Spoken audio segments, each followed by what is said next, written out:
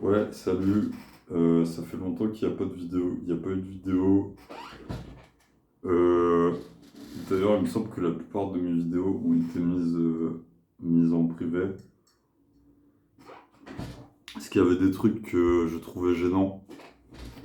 Et du coup, je les ai mises en privé. Et à mon avis, cette vidéo et les autres vidéos, le peu de vidéos qui sont disponibles sur ma chaîne subiront le même sort. Mais en fait, je trouve que c'est bien comme méthode. Parce que je laisse un peu un truc genre planer dans le vide spatial d'Internet. Puis je m'en débarrasse quand j'estime que je suis passé à autre chose. Ou que ce que j'ai fait c'est cringe. J'avais fait une promesse, je sais plus quand, en disant qu'un jour il y aurait des vidéos qui sont mieux montées. Mais la vérité c'est que j'ai la flemme, en vrai. J'ai la flemme, donc ça n'arrivera probablement jamais. Euh, Je voulais juste, je sais pas, faire une réflexion à la con comme d'habitude. Et en fait, je me disais que le libéralisme et la méritocratie moderne, c'était peut-être les trucs, les concepts les plus retardés que l'époque contemporaine n'ait jamais inventé. Je sais pas qui c'est le saugrenu personnage qui s'est dit tiens, on va créer un système économique avec une compétition libre du marché.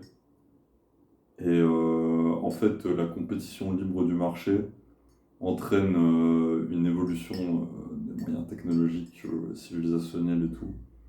Déjà, j'ai l'impression que c'est faux, mais je me suis pas documenté, donc je pourrais pas contredire ça de facto. Mais juste quelque chose me semble intrinsèquement faux. C'est-à-dire partir du principe que la compétition. Alors, ils disent compétition, mais en vérité, ce qu'ils ne veulent pas dire, parce qu'il faut aller plus loin dans le mot compétition, c'est trop léger, c'est guerre, impérialisme, colonialisme, euh, guerre idéologique, guerre religieuse, quoi vous voulez. En fait, toutes les formes de système de contrôle qui peuvent se répandre, que ce soit à travers un soft power ou un hard power, je sais pas c'est quoi l'opposé du soft power. Toutes des manifestations de l'impérialisme, parce qu'au final on revient à la même chose, hein, c'est l'impérialisme, euh, sont acceptées sous couvercle du simple fait que ce sont des prismes, des vecteurs de compétition, différents types de compétition, et donc ça entraînerait quelque part magiquement une croissance technologique et supposément une croissance économique. Sauf qu'en fait, là, je suis en Europe, dans les pays d'Occident, les pays qui sont censés être civilisés, particulièrement en Belgique. Et je pense que c'est pas un constat alarmiste ni même déconnecté de la réalité de dire que les gens sont de plus en plus austères. Avoir un emploi est de plus en plus difficile et de façon plus ou moins générale, la dignité des individus est de moins en moins respectée. Sachez que je dis ça tout en prenant en compte que la Belgique est l'un des pays avec les programmes sociaux les plus solides. Mais bon, de ce que j'ai compris, c'est mis à risque avec la nouvelle politique actuelle. Mais voilà, on faisait partie des pays avec l'un des meilleurs programmes sociaux, mais c'est en train de s'évaporer doucement.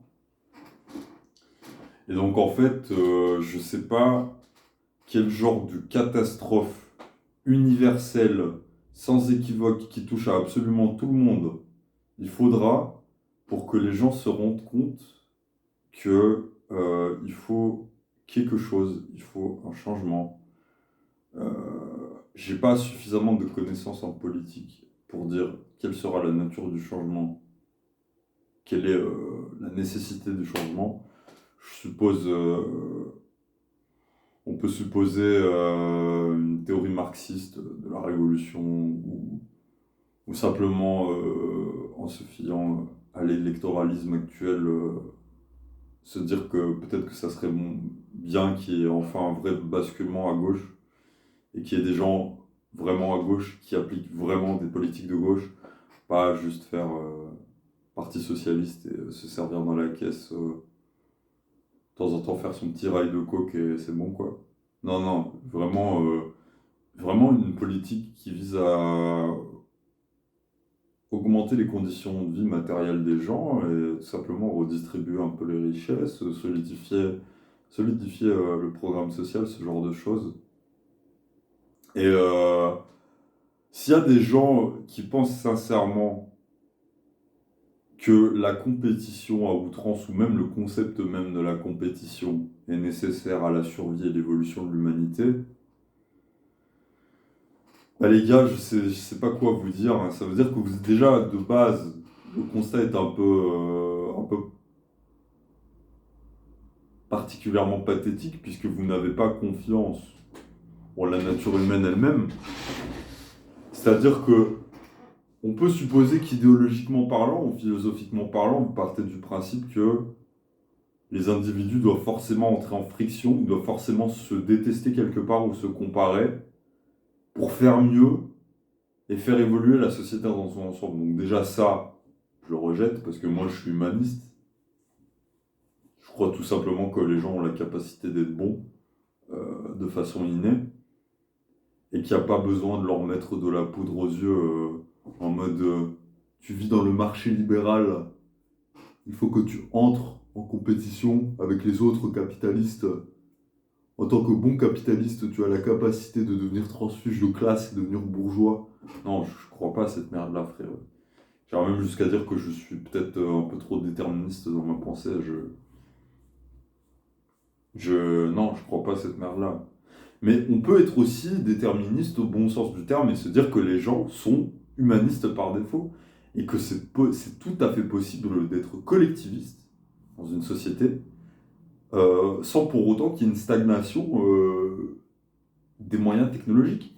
Et je peux vous assurer que si les gens avaient au moins le minimum syndical, c'est-à-dire de quoi vivre, se loger, se nourrir et potentiellement ne pas crever de chaud ou ne pas crever de froid, ben, alors je sais pas quel imaginaire vous vous êtes forgé en mode les gens aiment être des branleurs, etc. Mais en fait, les gens, tu leur donnes ces conditions de vie dignes,